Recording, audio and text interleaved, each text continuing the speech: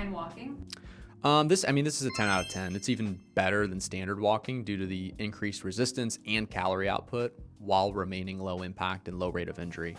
Plus, it's very accessible. Just about anyone can do it. Technically, you don't even need a treadmill for this. Cycling? I'm assuming they mean outdoor cycling, not a stationary bike. And I'd say I like it a bit less than swimming due to a higher rate of injury, worse resistance profile, and lower average calorie burn per hour. And I gave swimming an 8 in part 1, so I'll give this a 6. But it's still a solid way to burn some calories while remaining low impact. Yoga and stretching?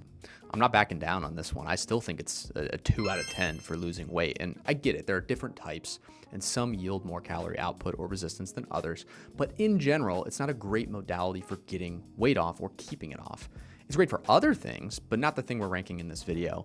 And remember, just because you sweat a lot doesn't mean you burned a lot of calories. Elliptical? It depends on the resistance or intensity you have it set for, but it generally requires less skill and coordination than cycling.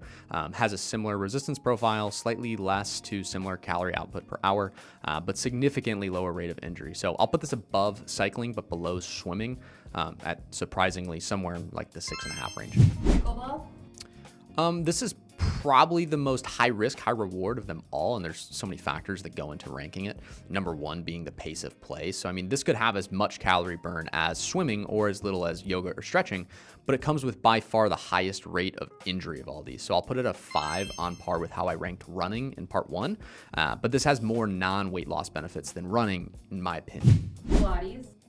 So I'll revise this one a bit and split it into mat Pilates, which I prefer to yoga, but I would still put it at like a 3 out of 10, and reformers Pilates at maybe as high as a 7 out of 10 due to it having better resistance training benefits and lower risk of injury than cycling, but usually far less calorie output and accessibility than cycling. Stairmaster? I would recommend it over cycling probably because it's likely in most cases safer with a similar calorie output and it has a better resistance profile. But I still don't prefer it to swimming, so I'll give it a 7 out of 10 because I think it's better than the elliptical in most cases.